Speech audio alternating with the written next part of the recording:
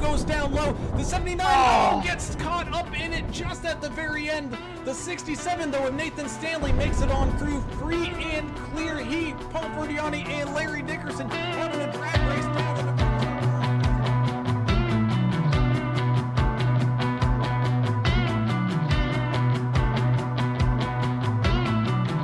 for one last attack, getting underneath him, not quite able to make it stick, having to lift once again. Into exit of turn number 4, down onto the front straightaway here. Who's going to win it with the drag race? It's going to be Timothy Pope. First 3 and 4, 751 with a hefty lead here, about a half a car length as the one gets up into the wall with a run down.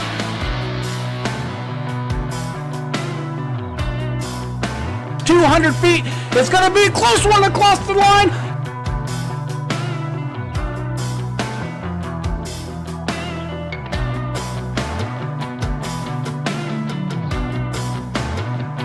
Garrett Welsh made it 3 wide on the far outside lane, picking up spots left and right here as everybody fighting for every single spot we go.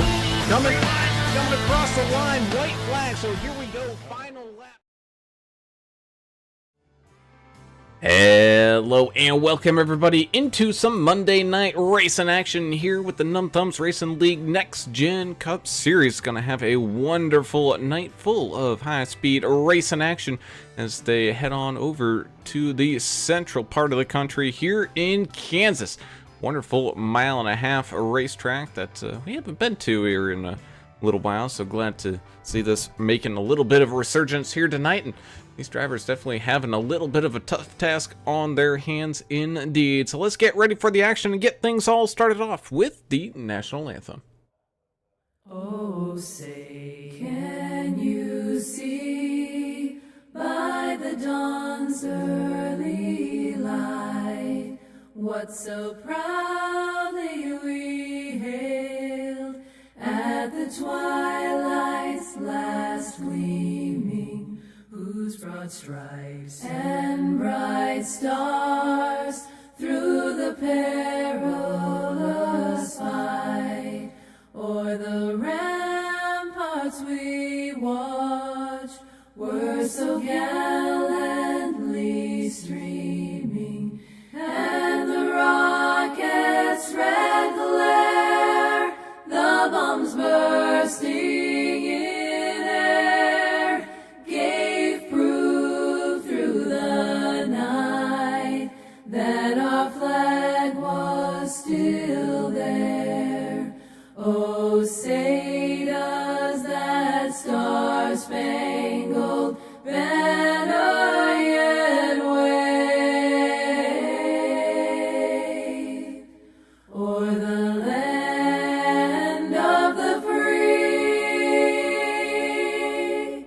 and the home of the brave.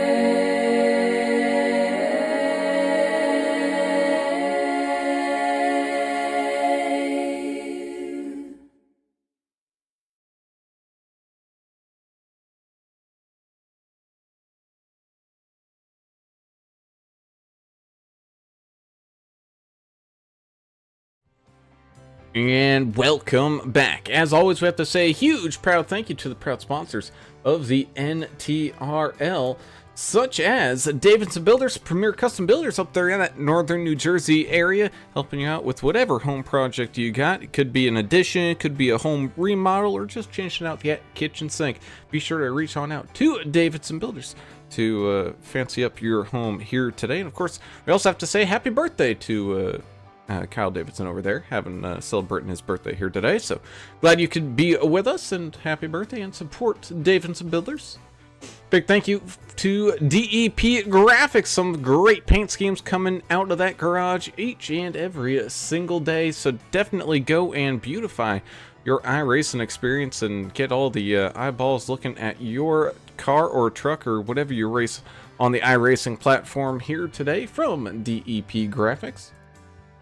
Big thank you as well to Sim Gear Central, some great button boxes that help aid you in your sim experience. It could be in iRacing, it could also be in flight sim, farm sim, truck sim, even the sim. So be sure to head on over to Sim Gear Central, and man, oh man, get yourself a fantastic button box here today. Big thank you as well to Track Bar Media, some phenomenal photo and video edits of real life and sim life racing. They do a fantastic job with that, and they've got some merchandise and apparel up over there on their store, so be sure to head on over to Trek Bar Media and check out all the noise. And of course, thank you to Beadle's Custom Car Carriers. Be sure to go check them on out if you're into the whole model car kind of stuff. If you need something to tote those cars around on, well, you get yourself your own little model car carrier, and it just gets even fancier and fancier from there. So definitely go check out Beadle's Custom Car Carriers. As always, I am Alan Brown, and I am joined today in the booth by the Brewmaster in general, not having to thankfully duck and cover here tonight, Mr. Alan English, here with me at the start of this thing as we watch these drivers try to make their way around Kansas, you know, one of the quote-unquote cookie-cutter tracks on the NASCAR schedule and here on iRacing, but sometimes the cookie cutters aren't necessarily exactly that. I was wondering which one of us was going to use that ugly word first, cookie cutter. But yeah, it's not a whole ton of banking here. It is challenging, very challenging track to get around, especially holding it down, coming off the turns. We've seen during the practice session a whole bunch of cars having trouble trying to get to stick coming off the tube and spinning right there on the back stretch there. We saw in practice too, guys sliding up the track in the tri-oval after losing it and causing big wrecks. So hopefully we don't see any big accidents here tonight. These guys don't have any fast repairs here at this track. I guess since Turner is indisposed, I'll go ahead and do the rules rundown real quick. 65% fuel here tonight. 3 total sets of tires. They're really gonna have to ration these rubbers and make them last here. Real hot out there on the track. 129 degrees on the surface of the track out there. These guys are gonna run 120 laps here at this 1.5 miles. Pit speed limit 45 miles an hour. Pretty dang slow even for a 1.5 mile speedway. So it's gonna be kind of culture shock coming down and trying to hit that limit after doing 180 miles an hour out there on the track. Incident count penalties, 18x, and every 6x after that they'll get a black flag. No limit, so nobody will be DQ'd for that here tonight. They'll just have to keep on coming down and serving penalties. But other than that, man, that's it. I'm ready to roll. As we take a look here at that race information, and otherwise, yeah, squelcher down there on the racetrack.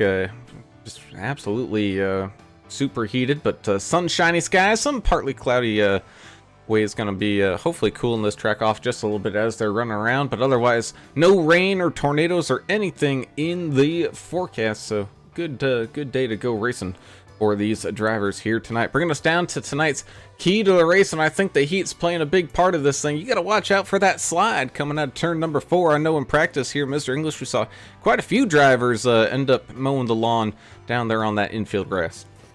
Yeah, just as much as turn 2. Maybe it might even be a little worse coming off of 4. I'm not sure. We'll see once these guys get 2 and 3 abreast. You know, if it gets much worse out there. There's not a whole lot of the track looks wide, but there's really not enough room to run 3 or 4 wide and make it stick. I mean, there's only really 1 or 2 good lines around here, and all these guys are gonna be fighting over the same piece of real estate.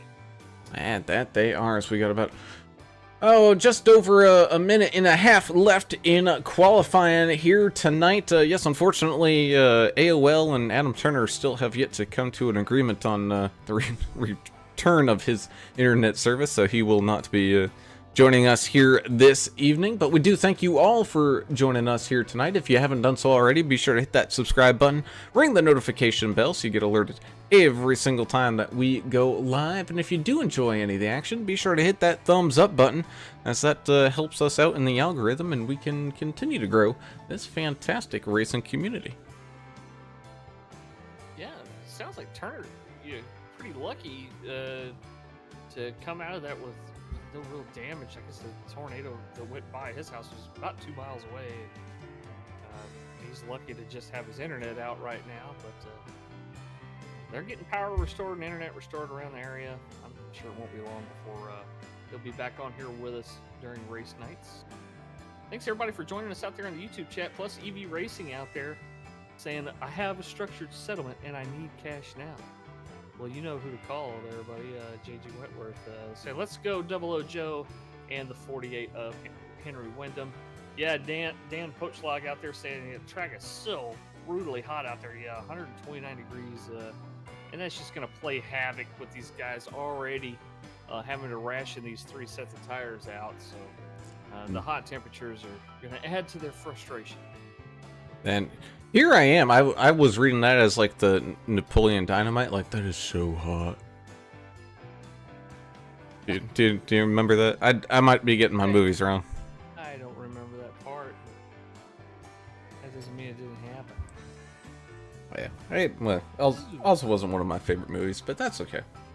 As the qualifying comes to a close, which means we have an official starting grid for everybody here tonight. So let's send it on down for the action. Tell everyone where their favorite driver is going to be starting here this evening. 41 of Mr. President Chris Gones starting up on that front row. 64 Joe Hoggard starting to his outside here in second. 89 Brian Rose having a great starting spot tonight as well, starting up in third. He's got the 315 of Zach Millett, a rare non-pole start here for the 315, but he's still starting up there in the first couple of rows. Starting inside this top 5, got that 2 Skylar Harrod having a great starting spot in 5th. To his outside will be the 7 of Chris Muth Jr. in 6th. 7th goes to the 18 of Mr. Chris Klein. 00 of Joe Bennett, the original Florida man, starting to his outside in 8th. 9th belongs to 53 of Kevin Delia, and the 9 of Tommy Welch will round out your field's top 10, followed by the 006 Caleb Sisk machine starting in 11th. 3 of Gavin Ray will start here tonight in 12th. 13th, Mr. Josh Kelleher in the 73 machine's gonna get a good starting spot there in 13th. 14th to the Mac Daddy himself, Mr. Mark Collins, driver of the 23. With the 92 of Timothy Stubblefield rounding out your top half of the field there in 15th. 44, Dana Shepard starts the 16th place. 17th will be Jarrett Woodard in the 79 machine. Outside of him there in row number 8, the 721 of Jesse Redding will start 18th place. America's driver, Albert Anderson in the 99 will start 19th, and right beside him, Nicholas Simpson in the 46 machine. David Prail in the 80 machine starts 21st. Outside on row number 11 there, Tristan Cotton in the 21 machine. 13 of Joseph Tucker starting 23rd. 24th, Nick Biddy in the 32. The 29 car, Chris Elliott, starts in 25th. 26, Sean Roberts in the 33. 57 machine, Russ Endicott starting in 27th. 28th will be Joe David in the 6. Henry Wyndham in the 48 starts 29th. 30th, Scott Milner in the 31. And rounding out your field here tonight, the double nickel of Tom Barish. And that will be your field here for the evening. So everybody all up and ready to rumble as they make their way down and out of the pits and catch on up to the pace truck, and we get ready to go live with some green flag racing here in just a few moments. Derek Welch on the sidelines here tonight. He will be our race control. The boss man running the buttons tonight.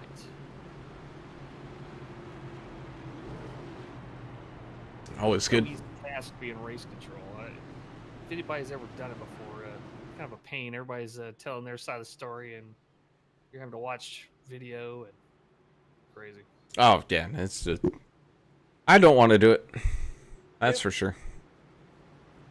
The lights on the pace car are off, which means we're going to be ready to go to racing here as he peels off down onto pit road. Side by side, they get all lined on up. The green flag is up, and away we go Green flag racing here from Kansas for the first time here tonight as the hammers hit the floor. Everybody jockeying for position side by side down into turns 1 and 2. That 41 in the 64 going to battle here early. 64 trying to trickle back into line behind the 41 before almost sneaking a piece of that outside wall, tucking in behind the 41, trying to get that little bit of draft power that he can find. 89 of Brian Rose and the 315 of Zach Millett return side by side. Meanwhile, back up at the front is still a two-way battle, battling for this lead as of right now. Still side by side, making use of some of that apron line. 3 wide, even some possibility for 4 wide there as drivers scatter their way all about, trying to pick up positions as they can. Still 3 wide here in the middle to back half of this pack. Got in the wall just a little bit there. Didn't scrub off too much speed. He's able to maintain his position. A couple of drivers opting for that high line. Chris Muth Jr. in the 7 Busch Latte machine. Oh, he just scraped the wall too. Yeah, nice wide track surface for these drivers to get some good laps down here tonight.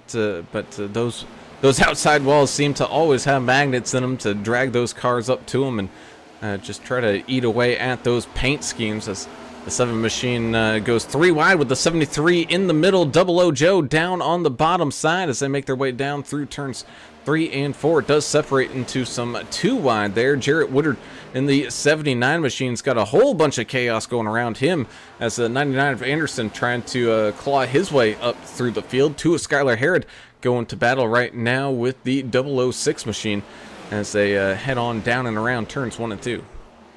Now Albert and the boys back here had a little bit of 3 wide action going on themselves there, kind of at the same time the other group was that you were watching. And guys getting feisty already out there, getting hungry.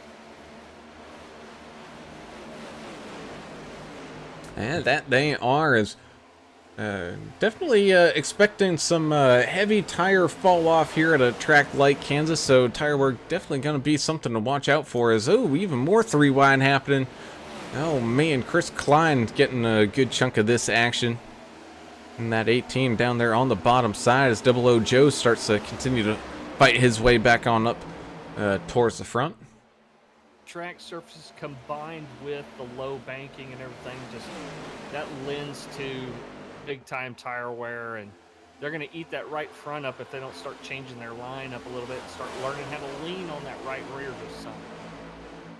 Yeah, of course, some of the best drivers out here are doing a little bit of both, able to run fast and keep those tires nice and settled in, like the 64 Hoggard right now leading the way up here at the very front. We take a look out behind him. Doesn't sound like too much heavy lifting going on just yet, but again, we are still only 6 laps into this run for these drivers, and we're making been seeing quite a few drivers make use of that apron line here tonight. Did a couple of guys jump down below that white line just to kind of test the waters, I guess, and try to cut that corner just a little bit. I'm not sure how much time that actually saves. Even if it's just a little bit, I mean, that adds up lap after lap, 120 laps in this race. And we're still kind of stuck side by side here. I know most of the leaders are kind of all tucked in single file behind each other right now, but 99 of Anderson, you got the 80 of Drew Prail, 92 of Timothy Stubblefield with the 32 and Nick Biddy all fighting side by side here, jockeying for position. Almost some right side romance there between Prail and Anderson. There wasn't much room between those two. Ooh, 73! Josh Kelleher. Oh, man, he was breaking loose coming out of turn number 2. I don't know if he had any help, but he was able to get it all collected back, rejoining the track 3 wide here as everyone tries to run right past him right now. 29, Chris Elliott getting a good pass made there. 9 of Tommy Welch trying to gain an extra position there as well. Good job blending there by the 73, and good heads-up driving by the guys around him to give him a little room. Never is easy at speed. Come back up on the track there. No, and never is easy to go 3 wide at any mile and a half. It could be Kansas, could be Texas, could be Charlotte, Vegas, no matter where. As the 33 of Sean Roberts, snags a piece of the outside wall there in turn number 4. Gavin Ray. Oof, man. 3 going the short way around the track, cutting across the grass there. Not sure what happened to him. It got him loose and down onto the... Oh, he was just getting squirrely. Yeah, just getting squirrely coming out of turn number 4. Sending him on down through that infield grass. Well, that took a long time for him to get loose coming out of 4. He was already past the start-finish line, I think, when... Or he was close to it when he finally got sideways and got down there. My goodness. And side-by-side action continues on here. 00 Joe Bennett, 53 Kevin Delia. Having a good battle here tonight. Ginger Parent out there in the YouTube chat saying good news from Shepherd Racing Camp. Gonna go to the live track on Saturday. Monadnock Speedway, birthplace of Shepherd Racing. I hope I'm saying that right. That was close enough as, ooh, man. 7 Machine Chris Muth Jr. taking some evasive actions down there onto the apron. What do you see? Monadnock. Monadnock, okay. Yeah, we got that weird northeastern Indian names up here. Yeah, I got you. Yeah, I'm going to try to make it out to that. I know I was going to try at least once this season to go see Shepherd race. Oh, right behind the 53 of Delia, though, had the 23 of Mark Collins underneath him, and then 80 Prail, 32 of Biddy sneaking up towards that outside wall. So, yeah, turn number 4's coming a little bit of a menace for these drivers tonight. Absolutely. Yeah, if you get out there to the race, maybe stream a little bit of it, or throw it up on AAA, or throw it up on our Discord or something. I can see a little clip of them running out there in heat or something. Oh, Big Rack 33's around and the 44's in the wall. Sean Roberts. Sharpie car. Oh, man, I'll bring out the first caution of the evening with the 33 all getting turned around sideways. Let's kind of go ahead and see what happens. Ooh, contact between the 44. Looked like 33 getting a little loose coming off of turn number 4. Oh, just slides down into the 44. 33 definitely getting the brunt end of the stick on that one. A little curse of the broadcaster maybe there. Oh. Yeah, they just kind of came together there. One car going up, one car coming down, kind of what it looked like to me. Definitely possible. So 15 laps in, Brown, do you think we'll see some guys just stopping to get some fuel here before long? It's a tough call because 15 laps is a long extra distance on tires. If we were 10 laps in, I would say probably just splash up on fuel and try to make this next stint go. But man, that 15 is a tough margin. But we're gonna find out here as 315 is Zach Millett. Ooh, boy. Oh, split field here. Yeah, a little bit. Looks like Mark Collins going to be diving his way on down into pit lane. Nick Biddy, Drew Prail, Chris Smith Jr., Albert Anderson, Jarrett Woodard, Nick Simpson, Timothy Stubblefield all heading on down into the pits. So yeah, pretty much smack that even split of the field. We're going to launch these pit times to see some fuel, and some fuel. So, yep, thinking fuel only stops for most of these drivers. I know a couple guys out there, like Joseph Tucker, he's probably getting some manual damage fixed.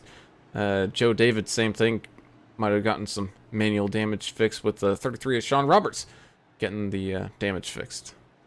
Gavin Ray looked like a little bit of extra time spent on that 3 machine too. Remember, he went through that trip through the grass.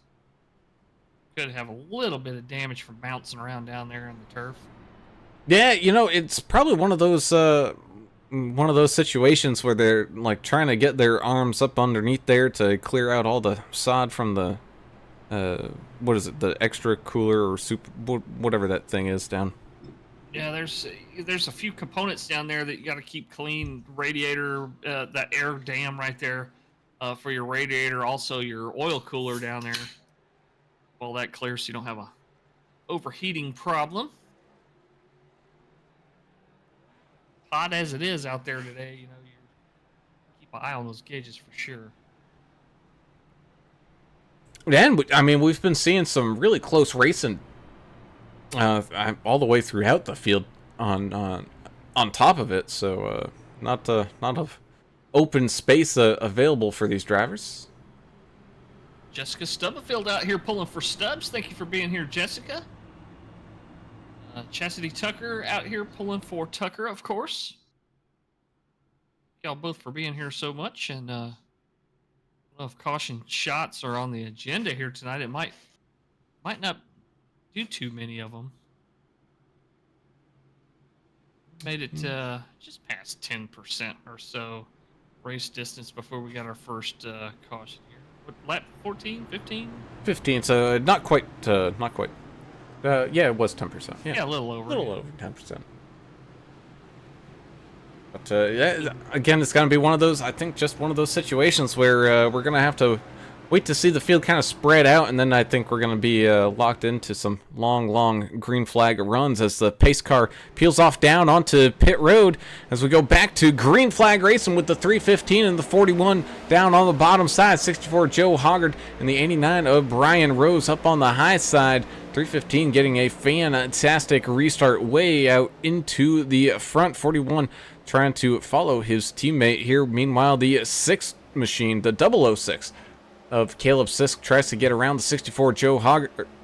Joe Hoggard down there on the bottom side. You can see the 00 of Joe Bennett starting to peek his way on up here as well, with the 89 of Brian Rose to his outside as they remain side by side racing. Ooh, hard impact out to that outside wall. Jesse Redding getting a piece of the Kansas stripe out there. Yeah, there's several cars not going to have any paint left on the right-hand side. Here comes another one. Henry Wyndham up there scraping the wall just a little bit. Man. Well, if Redding times it just right when he gets a piece of those walls, Backstretch has at least some green paint on it so it can kind of blend it all together. Yeah, put some paint back on that car, yeah. Yeah, so, ooh, makes a dive on down to the apron line there. Very aggressive move. That's also, I think he actually lost a little bit of speed from that as the 9 of Tommy Walsh getting a big run on the outside lane. Oh, Redding losing quite a few spots here. Yeah, they're starting to bottleneck up behind him a little bit here. Russ Endicott in that black 57 machine, that Mustang running a little bit higher line. I think he's just trying to kind of take it easy right now and stay up and out of the way. Not sure if he's got an aero damage or something. He's just a little bit off the pace, not much. This way. Take a ride and look out the front side of the 80 of Mr. Prail. Got the 73 and the 32 going to battle right in front of him. Problem is he's getting a run. He just has nowhere to go with it, and he's going to have to get out of the gas and re-examine and try to replan his next move of attack. Yeah, when you got guys running side by side, they're obviously not running the most efficient line that they can, so they're not going to be as fast as you if you've got nobody beside you. So that's what he's running into now. He's like, dadgummit. Ooh, man. Got these runs, got nowhere to put them. Yeah, you ain't kidding. Got the 21 there. I thought there was going to be contact there, but able to avoid some of it. Plus, CB Racing out there saying long runs here will be very interesting. Yeah, I'm with you there. It'll get spaced out a little bit more, and there is some draft involved here, but it's not everything at this mile and a half. Wow, man, look how crowded it's getting right here. Yeah, oh, man. You ain't kidding. Contact. Ooh. 46-21 kind of got into it there. Man. Everybody able to keep it straight. I also saw the 21 there of the Tristan Cotton snagging a piece of that outside wall a few times on that last lap. He's just trying to keep his car away from all the other cars out there. 79 now up into that outside wall. Man, I know visibility in these cars, especially if you're racing on a single monitor, not necessarily the best thing, but It's kind of like you remember when we raced those old modifieds out there, and you'd, like, the right side of the car stuck out in the extra like 6 inches or something. You'd always find the outside wall. You're gonna scrub it at least a few times. Oh yeah. Plus, EV Racing also saying clean air is key. Yeah, it's you can't get that traction down on the front of your car if you got a car right in front of you pulling all that air off of your nose. Definitely clean air is extremely helpful when grip is at a premium. And that it is. I see 7 of Chris Muth Jr. trying to make some moves out here. Finding his way around the outside of some traffic. Now getting caught up behind the 53 Kevin Delia with the 57 to his inside. Yeah, he came right up on Kevin Daly and had nowhere to go and just let it roll until he Ooh, just a little bit. 57 of Endicott. Oh man, I don't know.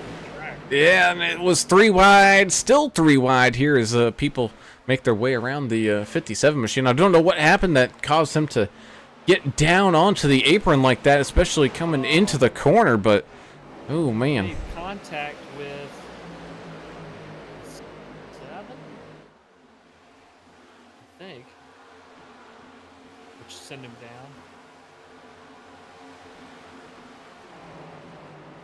Yeah, thankfully, I go for it. love the paint. The paint job out there on Joseph Tucker's machine. Supporting, of course, Chastity Tucker, who's a realtor. Man, Joseph doing his best to make up some time here. Is currently a lap down, but doing pretty good. He's your lucky dog candidate if something comes on up here during this run. Problem is, he's got a whole bunch of traffic around him as he's now going to be in the middle 3 wide. 53.99 making contact. Oh, the sandwich was getting squeezed tight. Goodness. Don't scrape up that paint. Chastity's going to give you a earful. 89 of Brian Rose having a good little battle here with the 18 of Chris Klein as they go side by side. 41 of Chris Gones and the 315 Zach Millett. 2 teammates just working together here and kind of checking themselves on out and trying to break away from the pack. In fact, here goes the 41 of Gones saying, "Hey, Zach, why are you going so slow? Let me pass you, buddy." Takes control of the lead of this thing once again. If we know anything about Millett, is that that lead for Goins probably not going to be very long.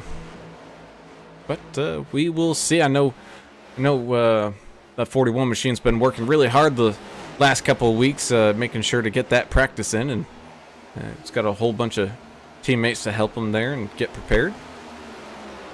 48 got back into the wall again on that last lap, right above his right rear wheel. You can see where that fender's been rubbing that wall, just taking layers of paint off, and you don't need all that paint. Start to see the outside wall getting scraped up a little bit too as the cars leaving some black marks and some scrapes up on that white wall.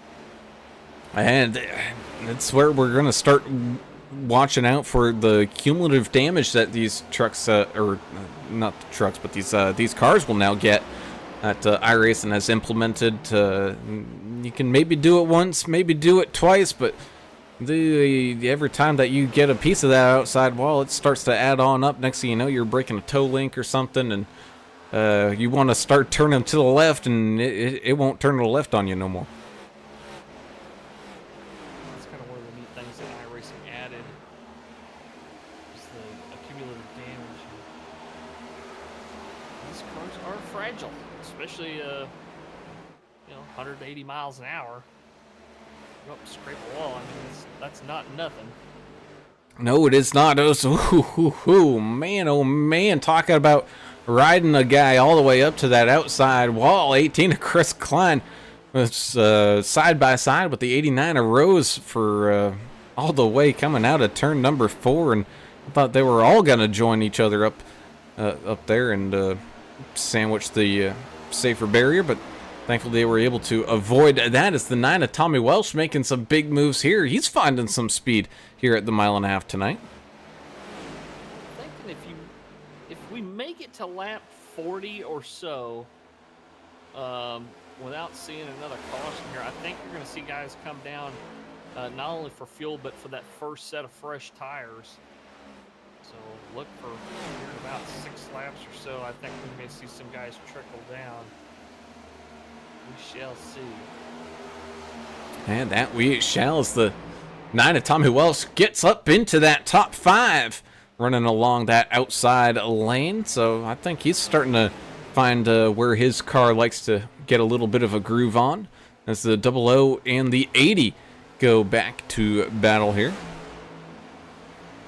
See guys like the 18 there go all the way down almost to the grass in the trial on that apron there, but I'm not sure if it's benefited these guys much at all. I mean, it's good to kind of try to break draft and get some, make sure you're getting some clean air yourself as well. But sure, you only see a few guys doing it. Everybody else is staying up on the primary racing surface there above the white line. Yeah, that's always one of the things that has been a little bit of a contentious debate, at least in my mind, is I want to try to keep those tires as fresh as possible at a track, especially a 1.5 miles where you lean so much on that right front tire. But it's of my opinion that any time that you're forcing your car to make a transition that isn't exactly a 100% smooth transition, you're wasting a little bit of some of those tires. As ooh, another car up into outside wall up there in front of the 46 of Nick Simpson. Nitro Nick Simpson, yeah, he caught a first-hand view of that. So you're starting to see some guys really struggle with the tire fall here. And you also got to remember, we only had about half this field come in there on lap 15, so they're on about a little over 20 laps on this run for those. But the rest of the field, they've been on this set of tires for 38 laps. Well, everybody's been on the same set of tires for 38 laps, but fuel's starting to probably come into play here for drivers like Millett and Gones. Basically everybody up inside of that top 6 right now. Oh yeah, I'm sure those tires. Ooh, man. 23 and the 13 almost had a little coming of togethers.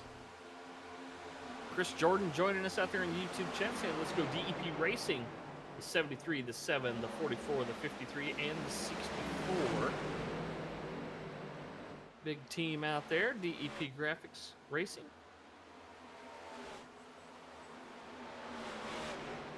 Of course, Daniel out there always supporting his team and being the great sponsor that he is for this league as well. 44 Dana Shepard still out there running. Looks like the 33 Sean Roberts did indeed call it an evening here tonight. Maybe a little too much damage for him to want to keep running, as the 21 of Tristan Cotton dirt tracking it a little bit through the little tri-oval area. Sometimes, when you've got quite a bit of damage, and you'll try to do the math in your head. Oh, contact 64. Oh man, hard up into the outside wall goes. Oh, no. Oh, and it's still going. He came back across the track there. Oh no, it continues. Brian Rose is totaled out. He's got a broken front suspension. Oh man. How did he come back up on the track? I don't know. Oh, he was high and came down. Well, no. It's after the fact. I'm trying to find the right spot in the tape here. The meeting of the minds between the 18 and the 64, and oh man, I think he had some steering damage and was trying to get down and out of the way. Saw that traffic was coming, and then just was trying to fight that car tooth and nail, but does end up grabbing a piece of the 89 of Rose, who just absolutely smokes the outside wall there, and that's where the majority of his damage came from. Oh goodness. 18 with damage as well. Double O.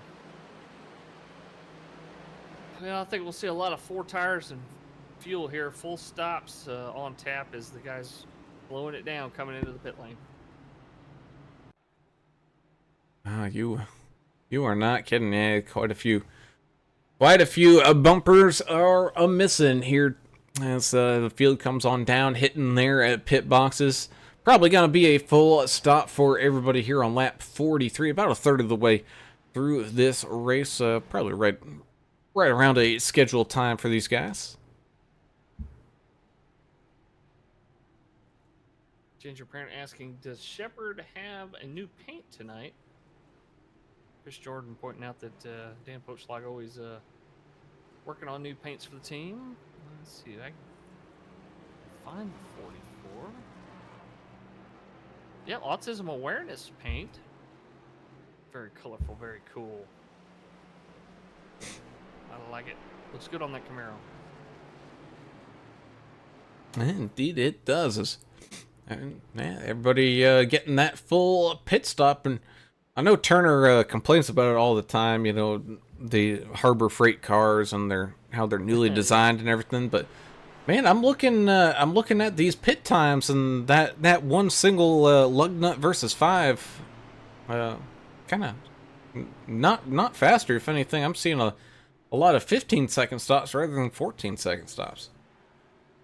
Yeah, I don't know how much iRacing's put into adjusting pit times and all that kind of stuff. I know that you can only get that gas to flow out of those gas cans so fast. So I mean, if anything, you know, you're going to be waiting on the gas man, putting that second can in there. No matter what's going on with the wheels, you're probably still going to be waiting on fuel. Definitely a possibility. As the field gets all lined up behind the pace car here once again. Gonna be going back to green flag racing on lap number 46. Chris Klein, Mark Collins, Joe Hoggard, Brian Rose still down there on pit road. That's who I thought I saw getting a piece of the action on top of the Mercedes machine. Or it looks like Mercedes machine for the 23. It might actually be Air Jordan now that I look at it a little closer. HBRShops.com machine of Millet up there running with Gones. We see these guys together so much out there on the track. But look right there, Caleb Sisk right there with them, the 006. And of course, our buddy down in Georgia, Nick Biddy, right there with him.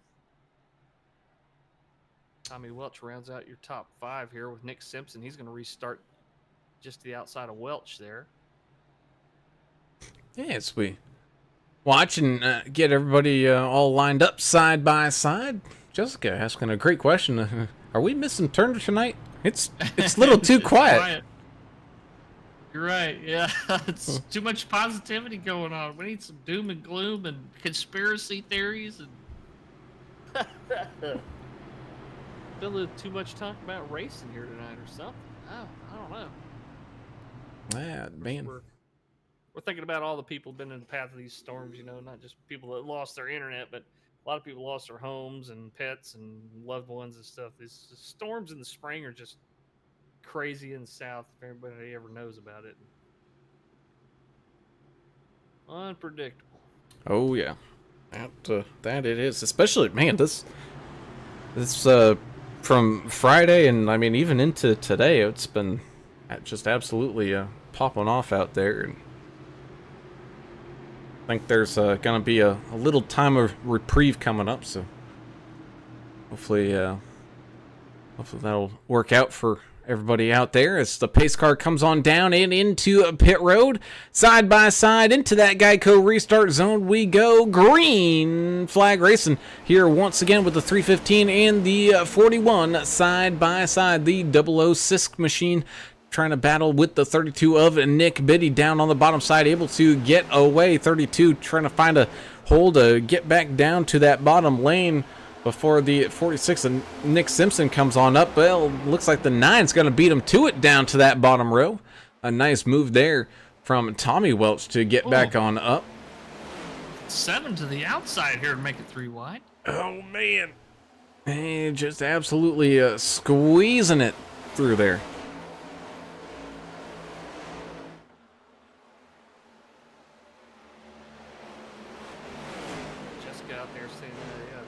For those people out there affected by everything.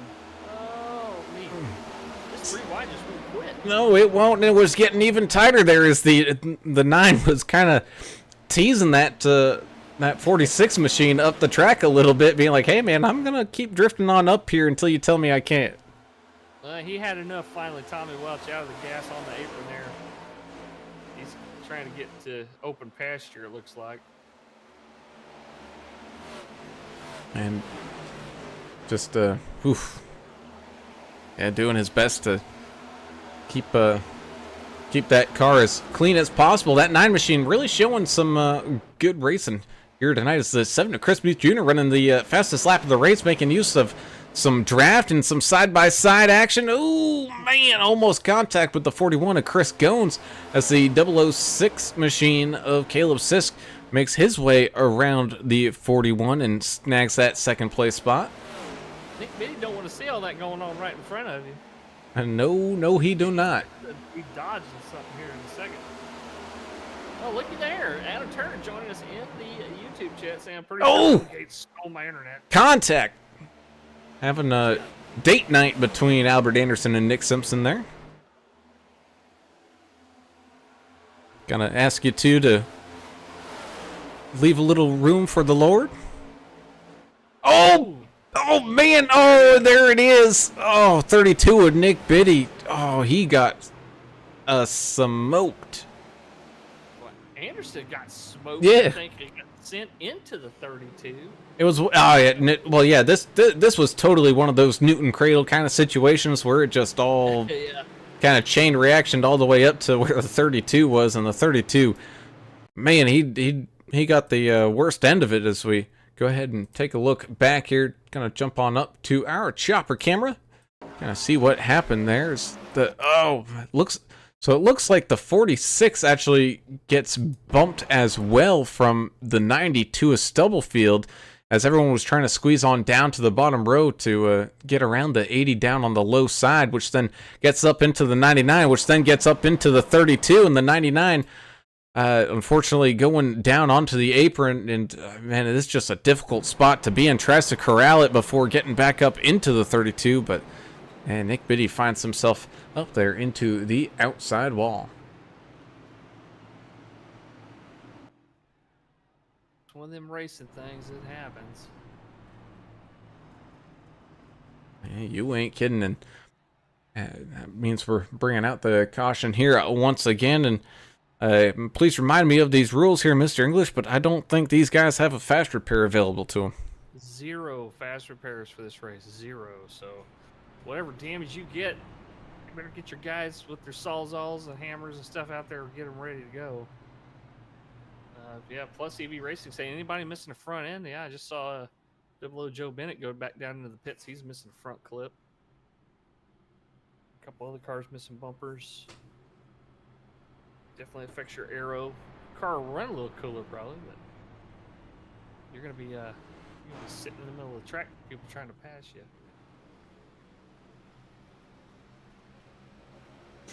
Yes, looks like Turner says he'll do a caution shot. He's got to go get his. He's got to go. His phone's dying. I didn't realize Nokia's had the ability to play video. I can hear the ringtone in my head right now. You know, I still have one in my closet. Oh, do you? Well, hey, man. Hasn't worked in years. It's probably good for a movie prop or something. But it's an old school Nokia with no. I think this was the one without the pull-out antenna. Mm-hmm. Oh yeah, with the screen and the letters were all like different shades of green and all that. It was a LCD. Oh, you got a fancy one. Screen. Oh no, it looks like a calculator like you use in school. A little screen in there. It didn't light up or anything.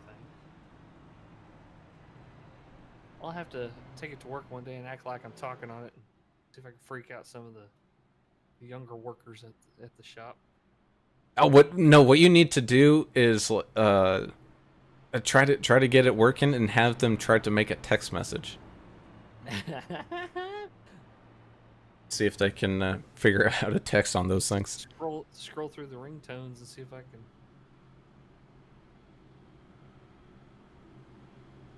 Jessica, I don't even think you can play Snake on. The screen on those little Nokias was just so tiny. You could barely see a name and a phone number on it. And it had the little gauge on the left for your battery and the gauge on the other side for your signal. And that was pretty much it. That's all you could see on it. I don't think I ever saw that battery gauge get below 50%, and I'd only charge it about once a week. I even still have like the little holster thing you put it in, you know? Oh yes. Clip. I still have all that stuff. I don't know why it's still in there, but it is. It's your go bag phone. Yeah. I'll wait until we have an intermission or something. I'll run in there and see if I can grab it so I can show it to you. Pretty ridiculous. As we get lined up once again side by side behind the pace car, lights are off. 315 in the 006 starting up at the front. Got the 41 and the 7 lined up right behind them. 80, 92, 46, 9, 31, and 73 all make up your current top 10. Then you got the 48, 6, 53, 21, 29, 57, 3, and 7, 21 all hunting and trying to find their way on up into that top 10 and get their nose in some of this action.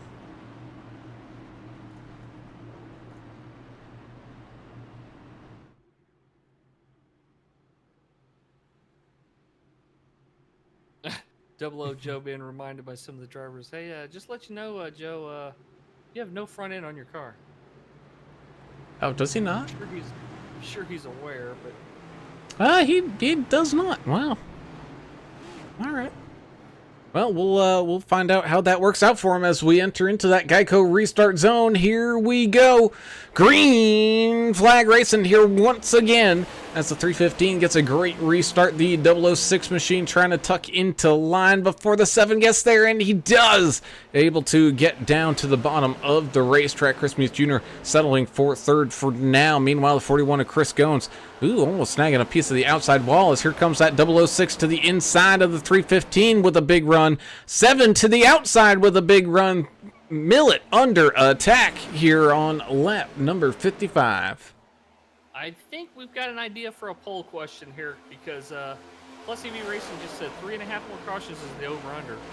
So we may have to have a little prediction poll put up whenever we can there. That might be fun.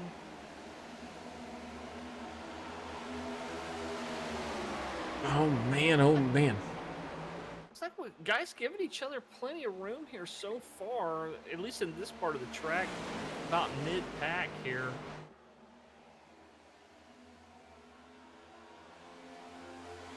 Yes. A lot of room being given.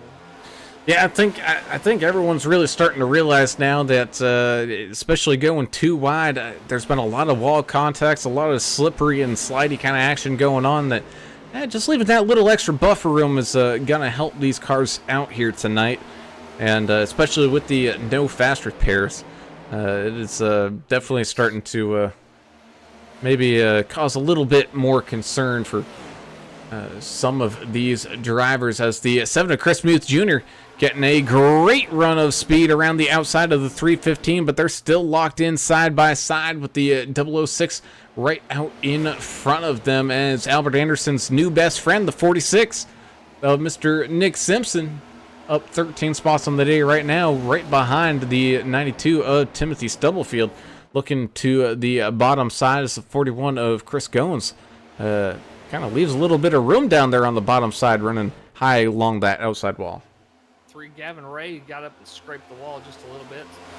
So far, only 2 drivers disconnecting here tonight. Sean Roberts and Brian Rose both done for the night. Heavy damage.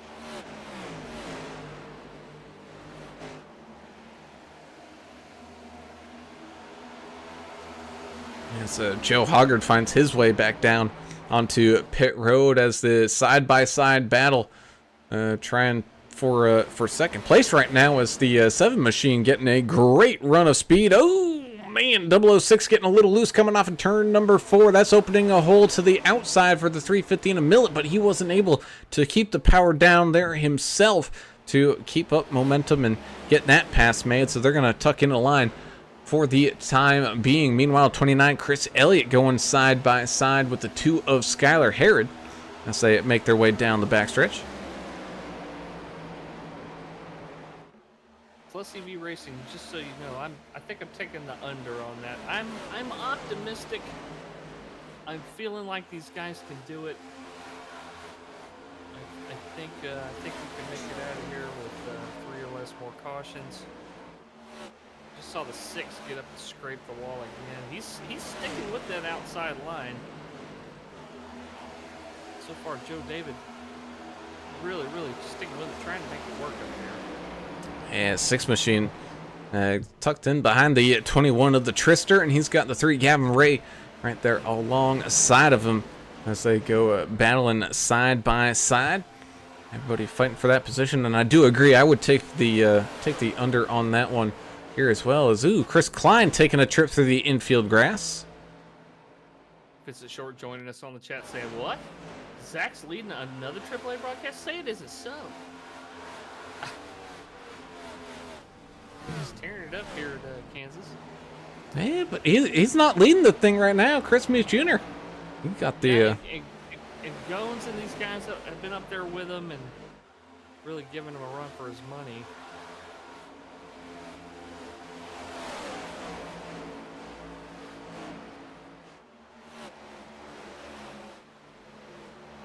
Stubblefield up there in 4th right now. Oh man, look at Stubbs go side by side with the 41.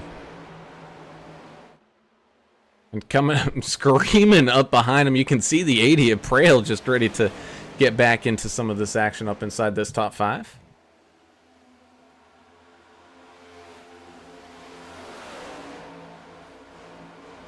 I guess Vince knows Jenny too. Put her phone number up on the chat.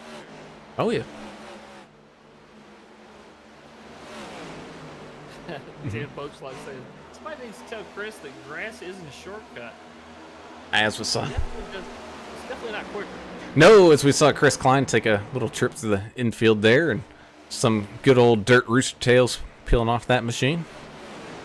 He didn't slow down that all that much either. He was going for it. He kept his foot in it. he wasn't going to let up a bit. 57 of Russ Endicott having some good battles back here in 18th. Saw him almost up cracking that top 10 here earlier. It's now things starting to come back towards him as the 99 of America's driver Albert Anderson slipping and sliding here, trying to find some extra positions. Trying to break that draft too, I think, with the car behind him. 21 got in the wall there. Yeah, he did. A little bit as we got slicing and dicing action here in the middle part of this field. Thank you for being here, Jennifer Ray. We're supporting Tim Stubblefield out there in Stub Nation. Anderson looks low on the 21. And he'll clear him. Oh, we got one against the outside wall. Goodness. I think it was the 53 of Delia that found the outside wall, or at least someone right by him. Could also be the 48 of Henry Wyndham, as he gets another piece of the outside wall going into turns 1 and 2. Just past let's see. Where do these guys take tires at? Like lap 42, yep. 2-ish. Okay. So we still got another probably 20 or so laps left to go on this stint before drivers think about coming down and topping up on their rubber reserves.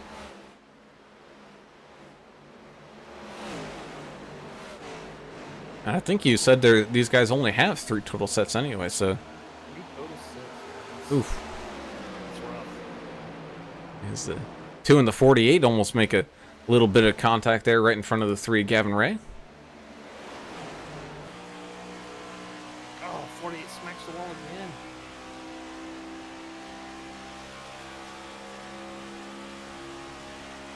Yeah, that builds up over time. The more you scrape and bump, the more damage you're gonna get. Oof. Steering components and suspension. Hey, even the 3 Gavin Ray there, it was one of those little, very light rubs as they're going down the backstretch, trying to get as much draft power as he can. As here comes that 99 of Anderson, sneaking up underneath the 48 of Wyndham here. It's got some drivers in tow as they all try to shuffle down the line. Now that folds your car. You smell something brewing. He's got that thing running pretty good out here tonight. Like a mile and a half. Yes. Oh, the 9. It was going for a move there on the 80, but starts breaking loose on him a little bit coming out of turn number 4, having to get off the gas. He's actually losing quite a bit of room here, but that's going to give him a moment of just a moment of peace to try to get back into the rhythm of things. Each of these guys lifting, like from the cockpit. If I don't know if you can hear the revs and stuff. Hear these guys getting out of the throttle. They've got to be lifting here pretty good with coming up on what 30 or so laps on this set of tires. Oh, at least as the 7 of Chris Muth Jr. getting caught up by Millet and company. Definitely probably feeling those tires now as we jump into the gyro cam here with them and we can listen. It's not like a crazy. It's not a crazy They're big lift. Feathering it, you know.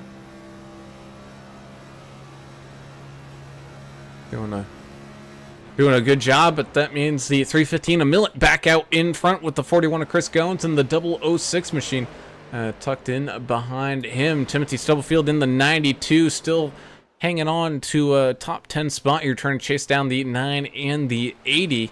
46 of Nick Simpson kind of stuck a little bit in no man's land, but he's trying to catch up to that back bumper of the 7 machine and sneak his way on up into a top 4 right now. Jesse Redding in the 721 going side by side with the 53 of Kevin Delia, able to get the pass made around the outside. 3 of Gavin Ray still stuck in some of that action with Anderson. You got Skylar Herod there as well. That gyro came, that just goes to show you how mild the banking is here, and one of the reasons why tire wear is so terrible here.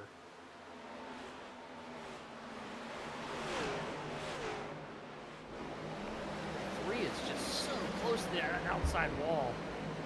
He's making it work. Oh, as I say that, he scrapes the wall. But you can get such a good run off the turns, staying up close on that wall like that.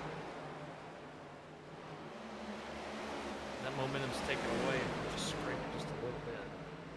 Yeah, and it's kind of like one of those. I know in real life, I think I forget who it was. It might have been Kyle Larson or somebody was talking about how they run around Miami Homestead. You know, like watching those guys. Oh man, it's both the 2 and the 3s find a piece of the outside wall. But they run up right up against the wall, but they say, like, man, once when you get going fast enough, there's actually a little cushion of air that helps keep you off of it. And I know iRacing has tried to implement something to kind of simulate that effect, but I don't know how well it does it. That's got to be hard to emulate. something like that that the drivers have been able to feel for years. You know, for iRacing to try to program that just from talking to drivers and hearing them describe it, that's got to be wild. Yeah, Skylar Herod, hadn't talked about him much here tonight. Pretty solid race for him here so far. Started up in 5th, currently in 13th, so he's got a mid-pack, but he's keeping that car straight for the most part. He's got a little bit of scraping on the right side. Still a lot of racing left to go here. This is a good long race, 120 laps here. As we're closing in on lap 80, so closing in on that final third of this race. Meanwhile, it's got the 73 Josh Kelleher, and oh boy, does he have a pack of hungry dogs sitting right there behind him. You got Drew Prail, Albert Anderson, Scott Milner, Timothy Stubblefield, Gavin Ray, and Skylar Herod all grouped on up. Oh no, Stubbs down towards the infield, able to save it. Goodness. Damn, Tim Stubblefield saving the day right there. He's losing some spots, but he does not have a wrecked race car, which is the most important thing. Yeah. And thankfully here at Kansas, that down there on that backstretch, that infield section, it's basically just a giant drift pad that these guys can use to try to collect these race cars. Yeah, there's probably 80 feet of runoff area just in case you do get sideways. It might be even more than that. It's probably more than that. You got a lot of room down there before you even think about hitting the inside wall.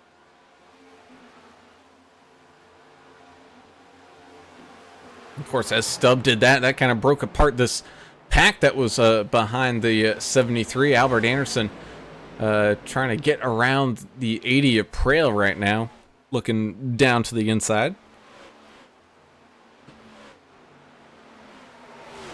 Drew Prail, solid performance here tonight. Started in 21st, broke his way in. Oh, contact! Oh. Oh, goodness, that was very close to disaster. There's the 99 making contact with the 80, pretty much right to that where that left rear was. I was for sure thought the 80 was going to go around, but he's able to wrangle that thing pointed in the correct direction. Oh, I just saw it on the replay. Wow. Anderson lucky he didn't lose control of himself. Oh, Endicott getting into the 11. I think that's an 11 on the top of that truck, or car, I mean. Could be wrong. I don't see an 11 in it. 6 possibly. Just the number gets like cut in the middle. 2 of the 3, reckon. Caution's out. Oh, 2 going around. Oh no. Aaron and Ray both smacking each other pretty good into the outside wall. And the 3's got suspension damage. You can see that right front not rolling over. Oh, I'm worried that might be it for the 3 machine. Looks like Joe Hoggard done for the night. He's has quit the race. Gavin Ray's got a meatball flag. Yeah, he's definitely got some heavy damage. That's going to take some time to fix. Oh, man, there's a 3 wide there as the 29, 2, and the 3 all lined on up, and the 2 just drifted up the track up into the 3. And, man, just kind of one of those netcode suction cup themselves together and went up into that outside wall. Oh, yeah. 2 getting some heavy damage, and 3, with the heavy damage. Come your leaders look like they're bringing everybody behind them here. Pretty much going to see your whole field pitting. Yeah, we're here on lap 84, so this would just be past that next round of or next third, I should say, of pit stuff. So we're going to be going back to green flag racing with just over 30 laps left to go here. Millett with a quick pit stop. Caleb Sisk as well. Chris Goins, Muth, Simpson, Welch, Kelleher, Anderson, and then Elliott and Milner will make up your restarting top 10. Tires, tires, tires. Tires for everybody, it looks like. Yeah, and I will say for the guys up at the front, they weren't actually too much slower. I know if we were talking about the trucks here, English, especially on a 40-lap run, we're talking 2.5, almost 3 seconds in lap differential from fresh tires to old tires, but they were only about a second and a half off. Yeah, it just goes to show you that how good these guys are at rationing out those tires and trying to even out these runs and all that. So, yeah, second and a half. I mean, that's not nothing. I mean, that's still that's a pretty good amount of time, but yeah, it's not like we see at other tracks, I don't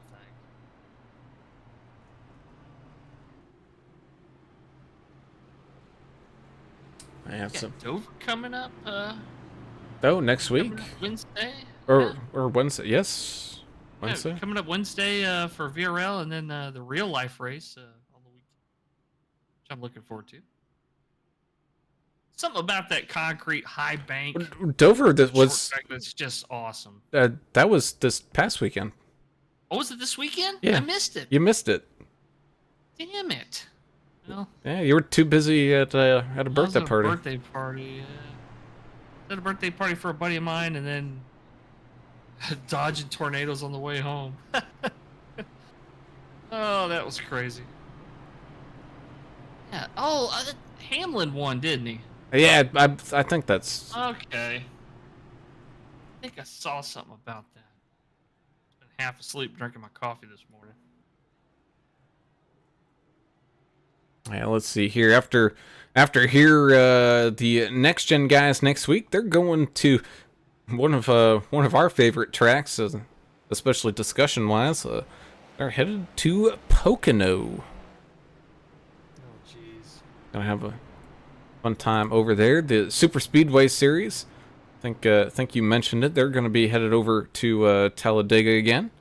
Gonna have some fun over there.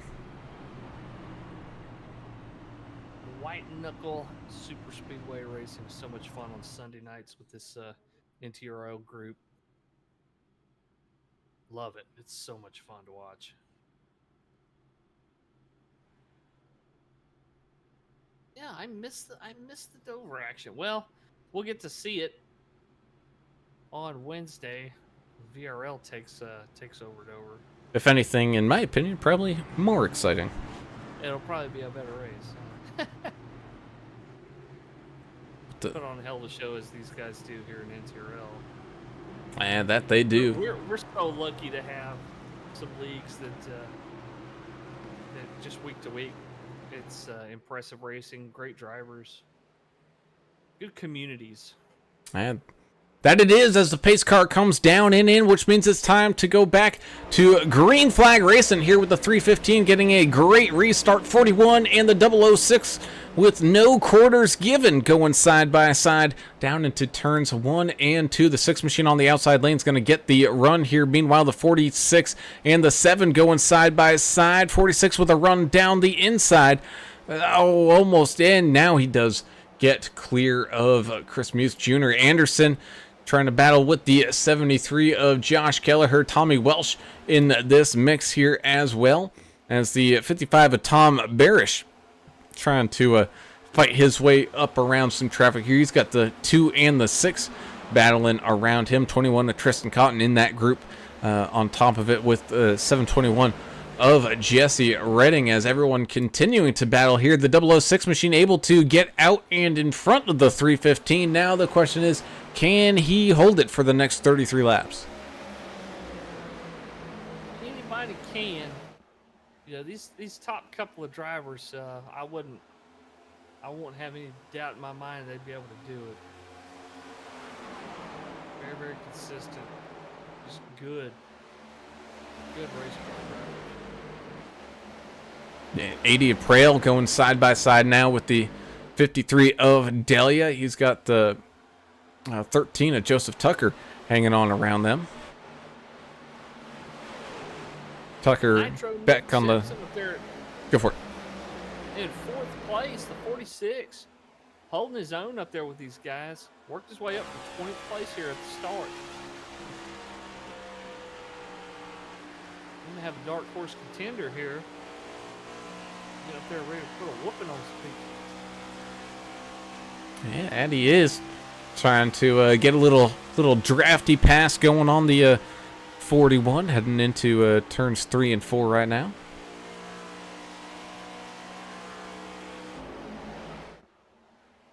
He's from Connecticut. And got the electric neon paint scheme going on. Kind of like that style. That's one thing. The next time I head over towards like Vegas that I want to do, I want to go to the light graveyard there. Oh, they have all the neon signs. Yeah. Bells. Yeah, and go check out all that stuff.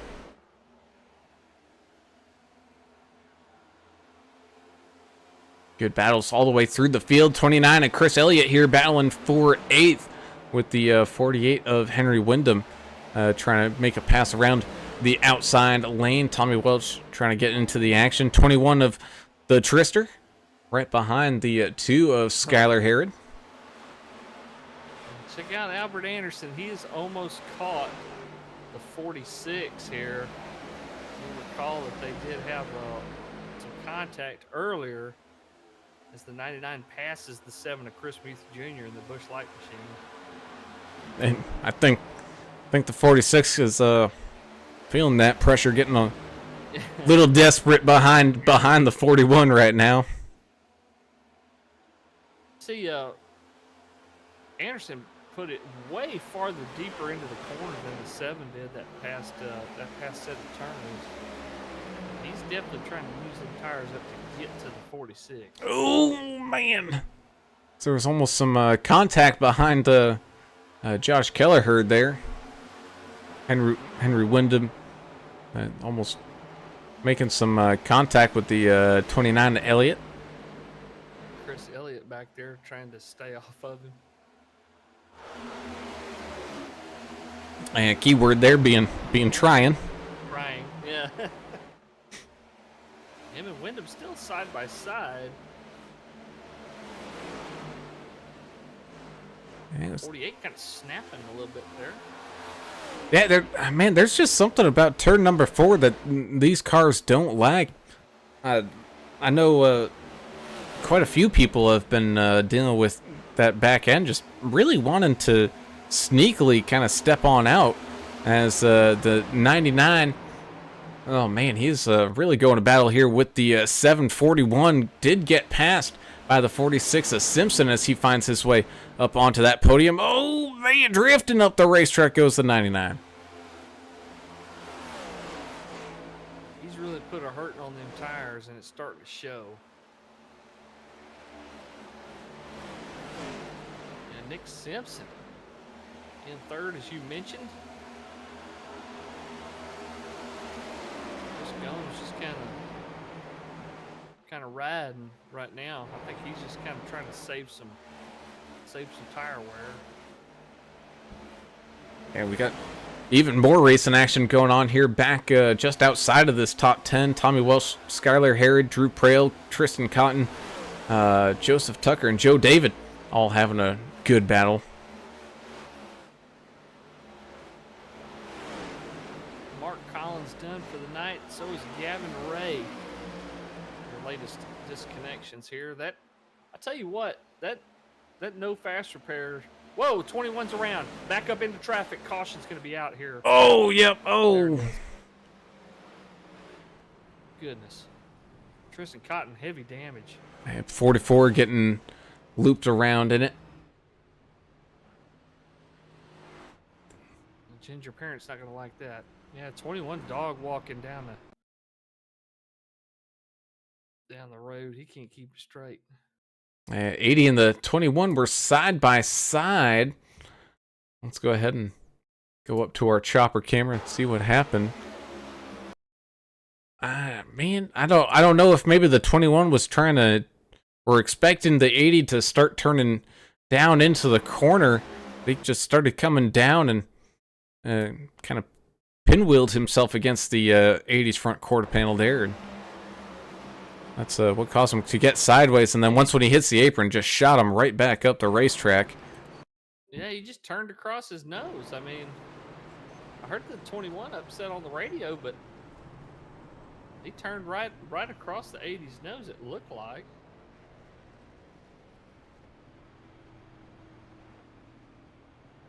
The 80 immediately lifting out as soon as that happened and able to avoid the secondary accident that went up the track there. And Six Machine getting caught up in some of that action. Joe David.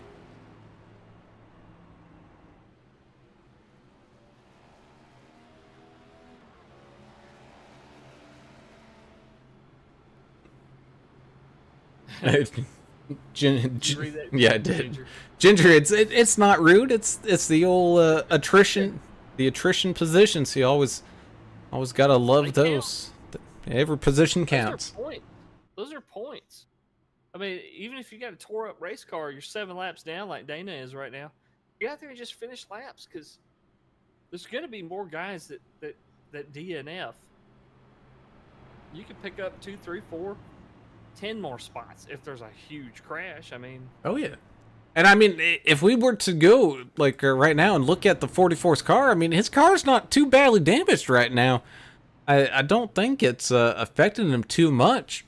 The thing that's slowing him down right now is he's just a few too many laps down. Yep. I mean, he's not going to get back to the lead lap, but he can definitely pick up some spots from some of these guys that can't finish the race due to damage. Let's see what we got here. We got a couple guys. Well, Tristan Cotton's still connected. He's got a meatball flag. They're working on his car. There's quite a bit of damage on that 21. Hopefully they can get it back going where he can at least go out there and turn some laps.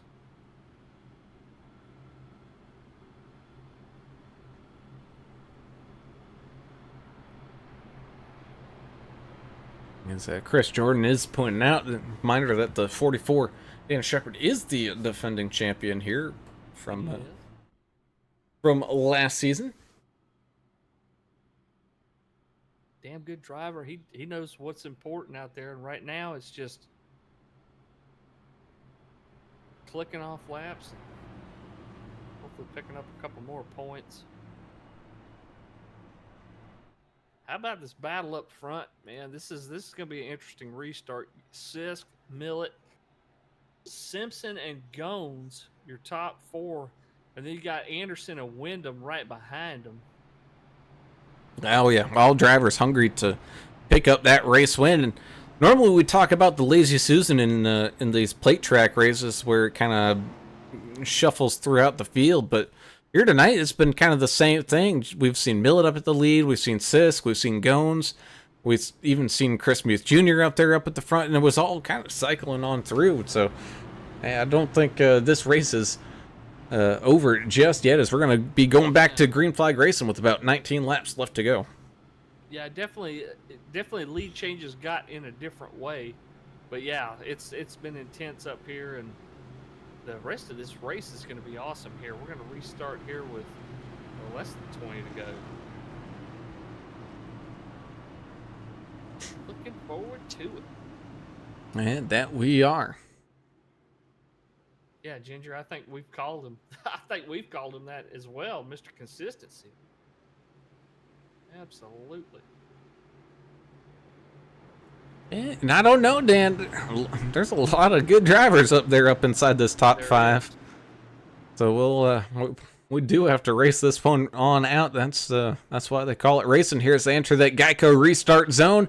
Green flag racing here once again. The 006 machine out in front, able to get a fantastic restart there over the 315 and the 41. The 46 working his magic down there on that bottom line, able to squeeze that third place spot back away from the 41. 99 of Anderson trying his best to stay up in front as here comes the 7 of Chris Muth Jr. He hits the turbo button trying to make a couple of passes here. Aggression's starting to crank up a little bit. You can see on that restart a lot of aggressive Oh, moves. going down into the infield. Chris Elliott going through the grass. He's coming back up onto the track. Watch out, guys. Oh, gets There up. we go. No, Caution. yeah, got a piece of the 44. Danish Shepherd. Yeah, dead gummit. Oh, man. He did save it. Great save there from Dana Shepard from Yeah. basically being taken out from absolutely nowhere. We'll actually take a ride here with the 44, and oh, man. Let's see.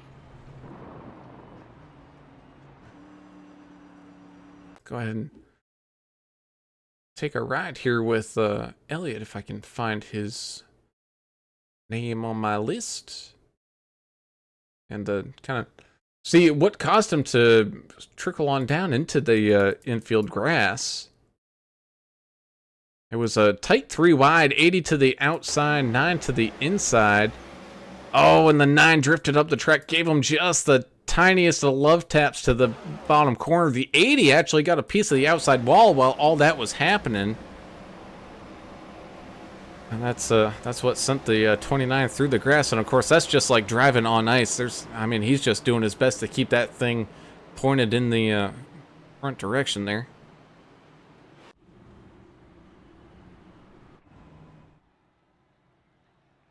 Of course, now that we look at it, man, one more caution in the overbidders. I wonder if we're cutting this one close here, English.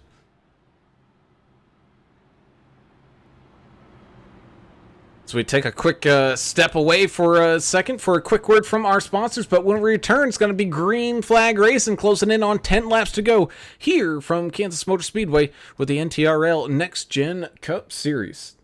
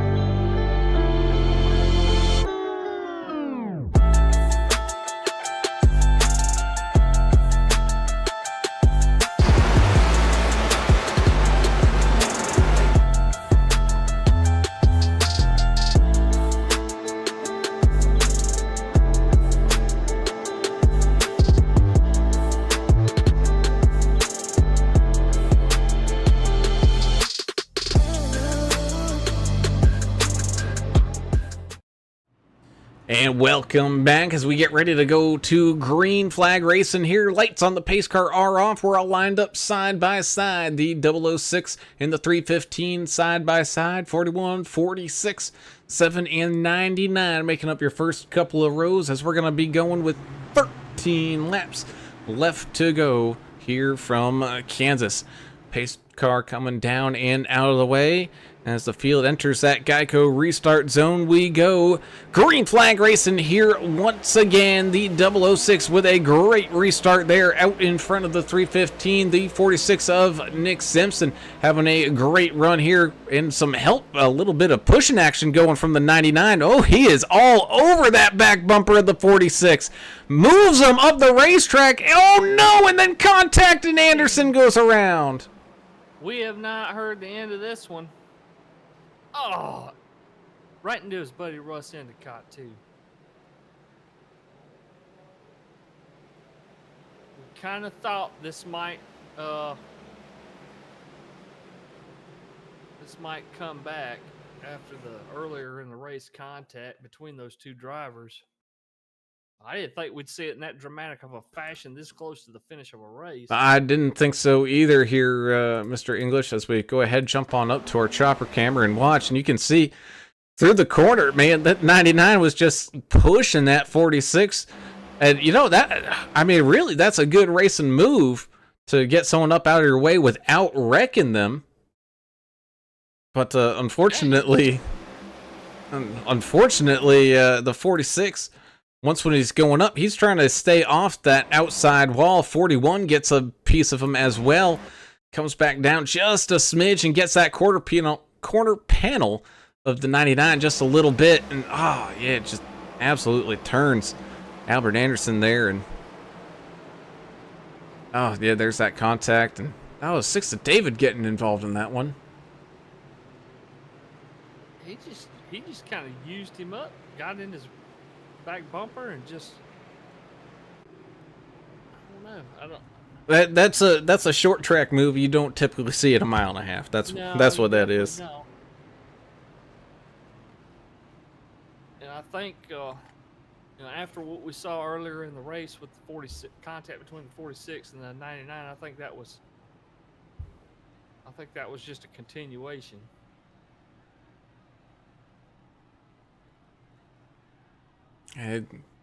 It definitely was going to race him hard. That is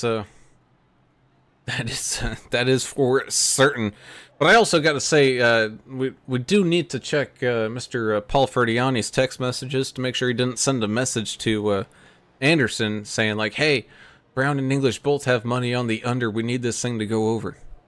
No, I don't gamble, man. I'm the worst gambler you ever met in your life.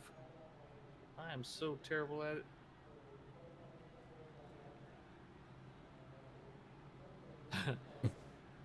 Joe Bennett calling out on the radio saying, "Yeah, we got a little payback going on out there."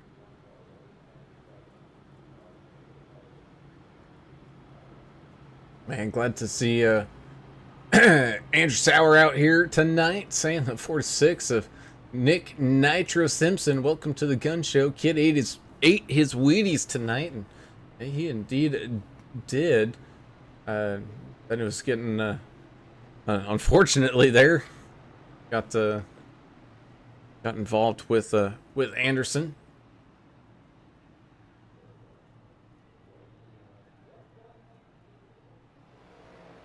And not happy about how the 46 was getting raced. Calling the 99 out, said, "Hey, that's not how you do it."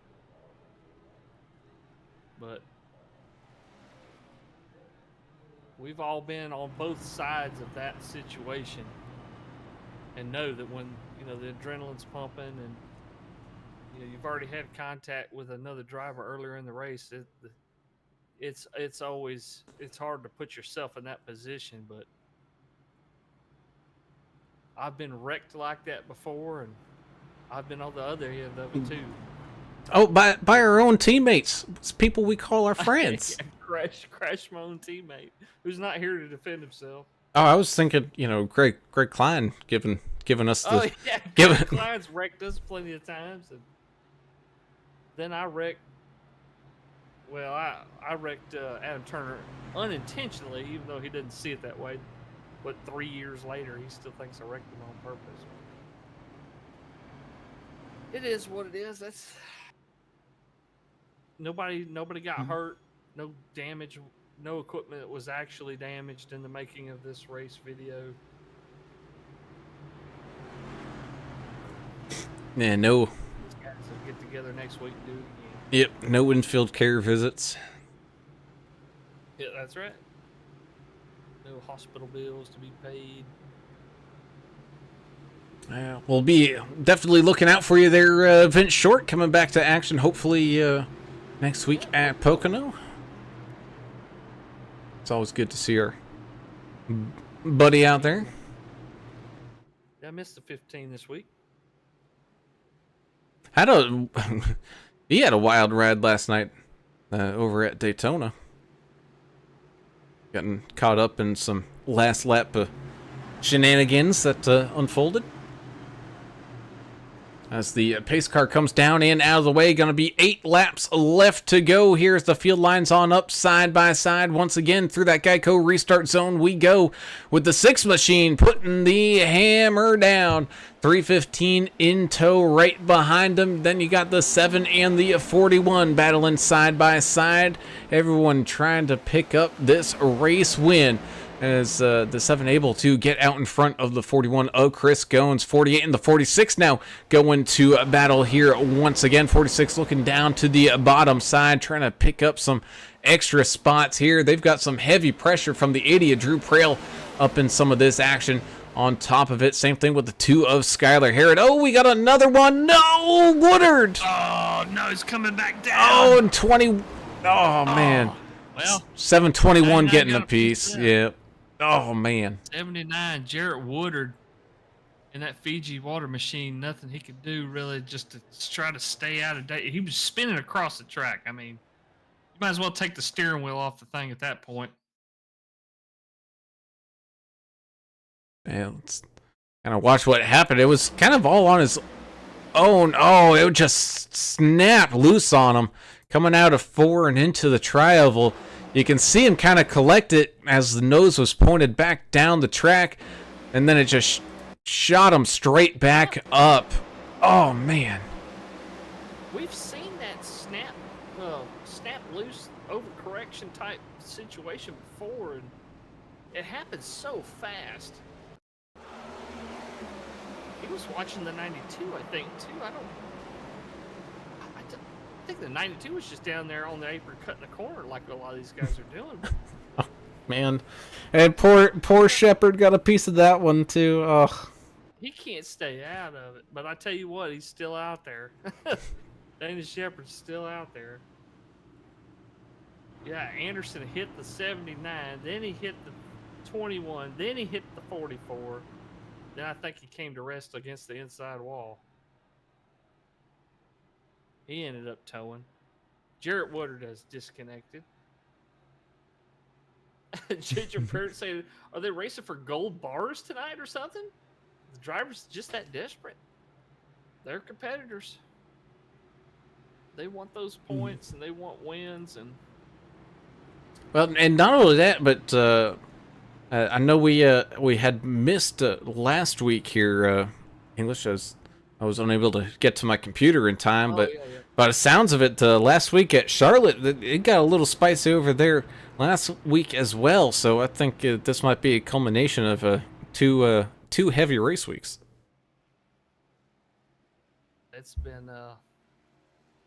it's been rough. All the drivers. I mean, it just the mental decompression you have to do after some of these races. You know, you just have to sit there and chill. You can't just go through stuff in your head, relive it in your head. You just gotta sit there and just decompress. Find something to do to relax you a little bit, because this gets you wound up. I mean, it really, really does.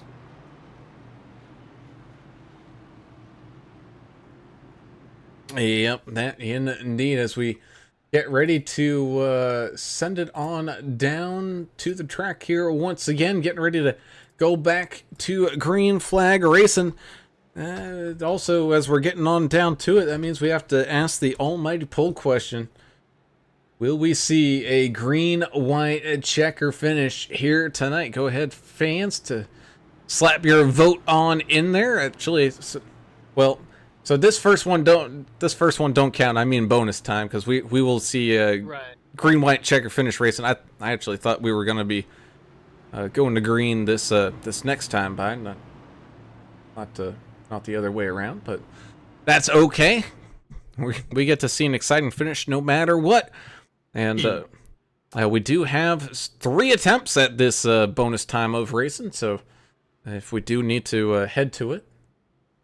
So far, it's unanimous over there. I'm watching the votes pile up, and they're all to the affirmative.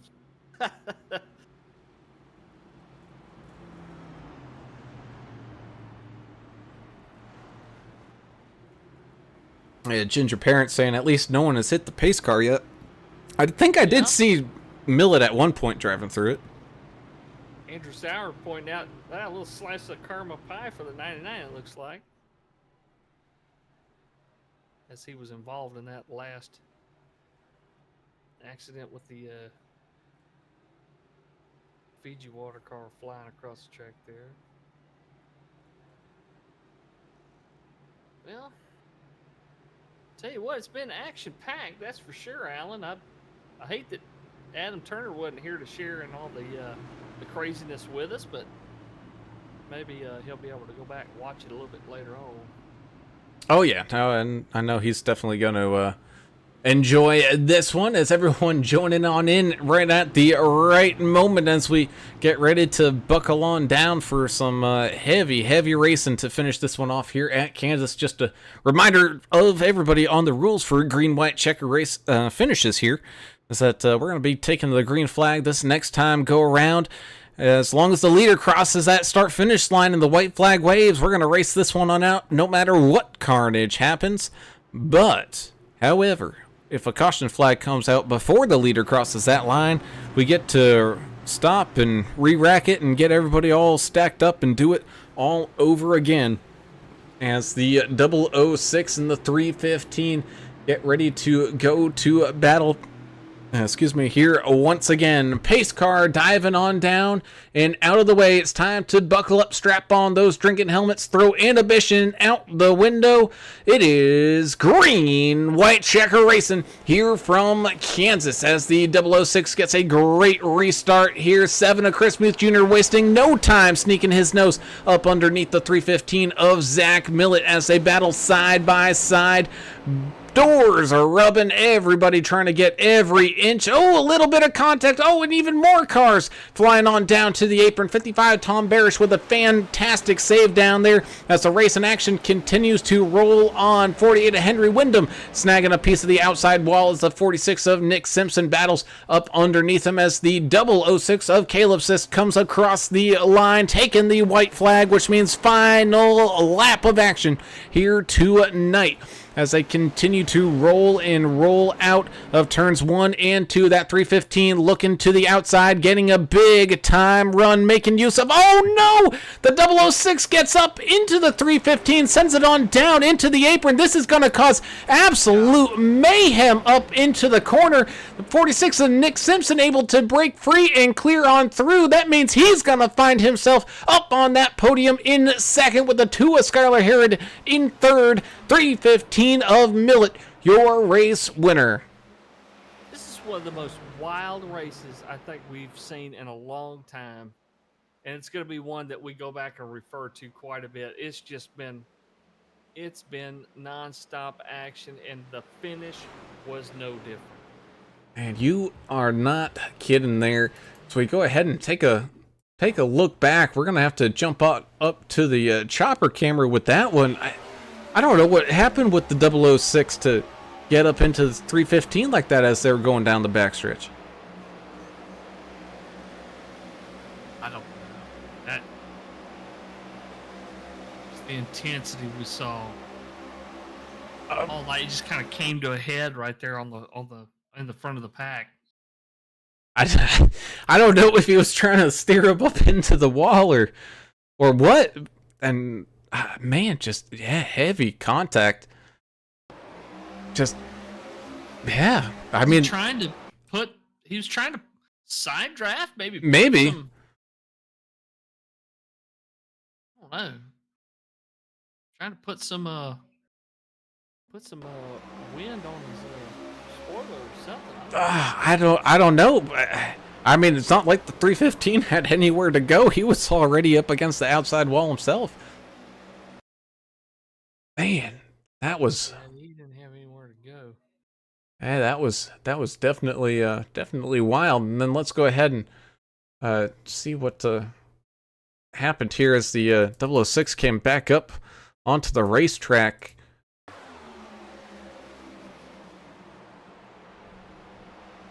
Oh man, just absolutely slamming into the 7 in the 41. You can see there the 46 able to just drive right up underneath them. No problems. 48 of Henry Wyndham getting caught up in it.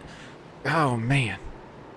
And yeah, it's 53 being a good teammate and pushing the 73 across the finish line backwards just now. That was pretty sweet. And Ginger Parent, after all that, please tell me that Dana crossed the finish line. He did. He did. 7 laps down, but get 25th place point. So. Man, that it does.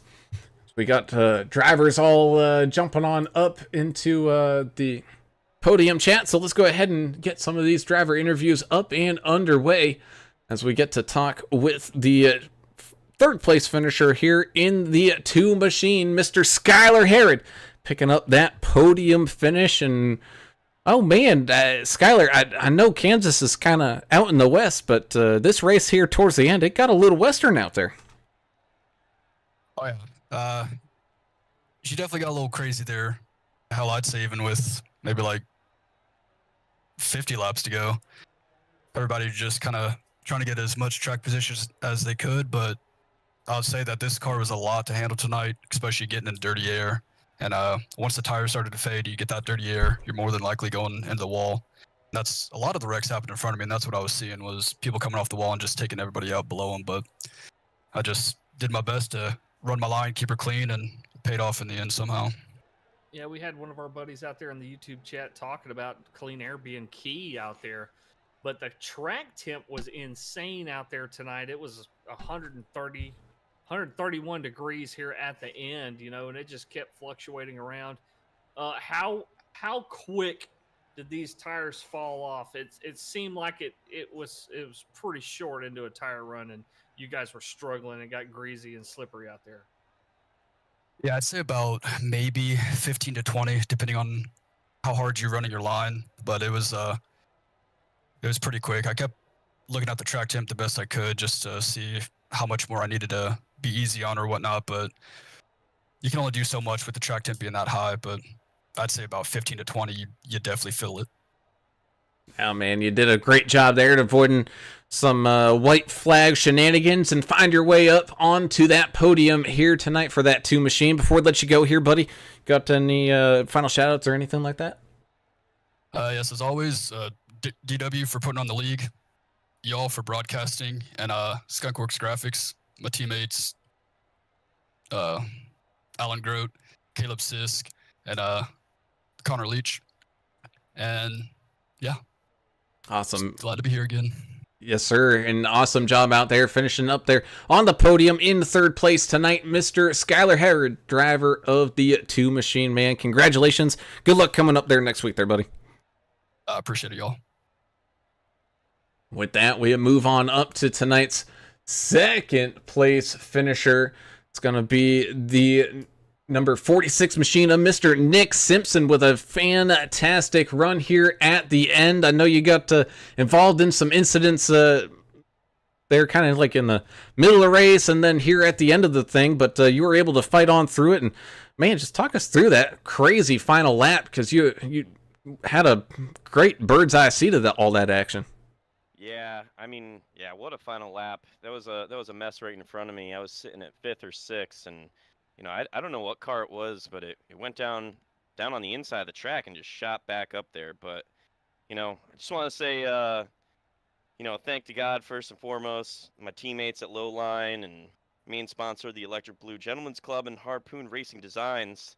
I don't know what happened with the 99 back there, but I mean, this is racing. I thought it was all pretty good and had just a fast car out there. I mean, that middle line, you just, feather in the throttle and it just worked. So got up there and stayed on the low line on the last few restarts there, and those guys on the high line just tried to dig deep and kept slapping the wall on the high side. But happy to be up here.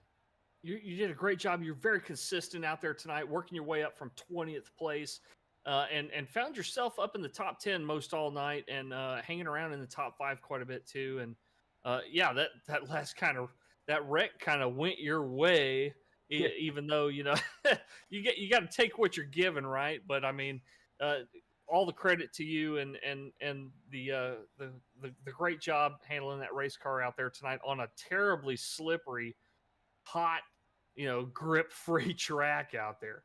Yeah, I was completely content with taking 5th right there, and when I saw that car jump down in the grass, but he just shot right back up there, I thought the worst, but came back, ducked a little low, and came out with the silver. Nothing's wrong with that. Well, great job out there tonight there, Nick. I know you already got some shout-outs up in there. Do you got any other final shout-outs before we let you go? Oh, yeah, thanks to my #1 fan club, Andy Sauer, out there. I know he's working hard in the comments, so, thanks to everyone who just watches each week, and try to get out there next week and do it again, if not better. Awesome, man. Well, congratulations, up 18 spots on the day to finish up on that podium here in second. The 46 of Mr. Nick Simpson with a great drive here tonight, man. Congratulations. Good luck with the rest of the season here, buddy. Thanks, fellas. See you next week. And with that, we dust off the seat that we saved for this guy because he's up here quite a bit. The 315 of Zach Millett finding a way to pick up the race win here once again. Zach, congratulations. This one was a little bit of a different race. This wasn't a Zach dominates kind of show. We saw kind of the plate track super speedway back and forth Lazy Susan kind of going on up there up at the front. Oh yeah, man. This HBR team, we kind of came up with the plan to just save tire no matter what, man. Run first or run 10th, it doesn't matter. Just try to save that right front, if at all possible. And that last stint, we definitely saved the most. I was just looking at it here after the race, and I'm still at a solid 96% on that right front. So we did a good job saving it, and just enough to, to push that last lap to get beside Sisk there. It was a hell of a finish. Damn, man, that's a pretty good job tire saving. You got 96% tread left on it, but man, you did it again. Great job running out there. The HBRShops.com Camaro was quick. Hopefully everybody goes over to that S4 guy and checks you out over there. But talk a little bit about Pocono. It's the only track like it in the world. This tricky triangle, as they call it, with 3 completely different turns. And are you good at Pocono? That's kind of a dumb question. You probably are. But what are the challenges that come with a crazy track like that? Oh man, it's a crazy track, man. All 3 turns are totally different, and I'm telling you, Chris Goins at Pocono, he's an animal there. Is he a good one, huh? Yeah, he's the guy to watch, and we'll see. I bet you I'd put my money on him. He races there a lot. I love that track too. We're just gonna find excuses to practice all week long just so we can go turn laps there. But yeah, we're gonna put the laps to it though, as always, and see what we can do. Awesome, man. Well, again, congratulations picking up the race win. Before we let you go, got any final shout-outs or anything like that? Yeah, I got to thank you guys at AAA Broadcasting. Got to thank NTRL, DW, all the admins, everything those guys do. HBR TV, Track Bar Motorsports, HBRShops.com, Castle Products. And shoot me a follow over on the Twitch at That Is For Guy. Awesome, man. Well, definitely go check them on out if you want some great in-car and driver footage over there of your race winner, the 315 of Mr. Zach Millett, driving on home a race winner once again from Kansas, man. Congratulations. Great drive out here. Good luck next week coming up over at Pocono. Thanks, guys. Take care. And with that, that's gonna complete the interviews here tonight. And whoo, English! This cookie cutter track here at Kansas had a race that was anything but cookie cutter. Yeah, it got a little spicy out there. I kind of liked it, but yeah, man, definitely a challenge for these guys here today. You know, half the cars still ended up on the lead lap, even with all the accidents that we saw. You know, running a race like this, where you know you're going to have some contact out there and everything, with no fast repairs, that you really got to be on top of your game. And Zach Millett exemplified that here today. He had a crystal clean freaking race car, and didn't have to come down and get damage fixed. And you know, that was kind of part of the thing. Stay up front, stay out of the mess, keep that race car straight, and you'll be all right.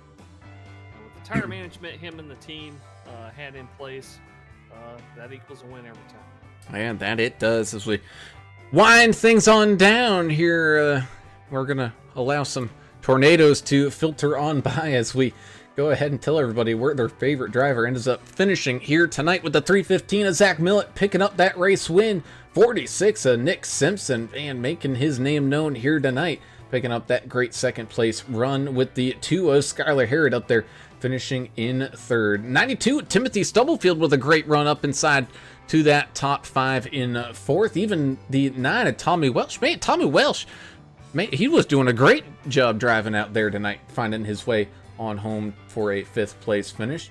Hell yeah. You got Drew Prail up there having a great run, finishing in 6th. 7th goes to Joseph Tucker, keeping that car clean. I know he's at least got one fan out there who's happy about that, finishing in 8th. 9th belongs to Henry Wyndham, tied for your hard charger of the day, up 20 spots. And his other hard charger of the day co-winner here, 31 of Scott Milner, finishing in 10th, also up 20 spots with a fantastic drive. 00 of Joe Bennett finds his way home in 11th. Joe David in that 6 machine in 12th. Russ Endicott in the 57. He got beat up a little bit there, but able to pick up a 13th place finish. 14th, the double nickel of Tom Barish, able to fight his way through some of the craziness there for 14th. With finishing out your top 15 here, gonna be Mr. President, the 41 of Chris Goins. I think just running out of tires there at the end, losing quite a few positions, but yeah, and also getting involved in that last lap wreck too, so that kind of hurt him. Was having a great drive, but he rounds out your top 15. Yeah, it's pretty sad for your pole sitter to have to be involved in another wreck there towards the end. Speaking of Caleb Sisk in the 006, you know,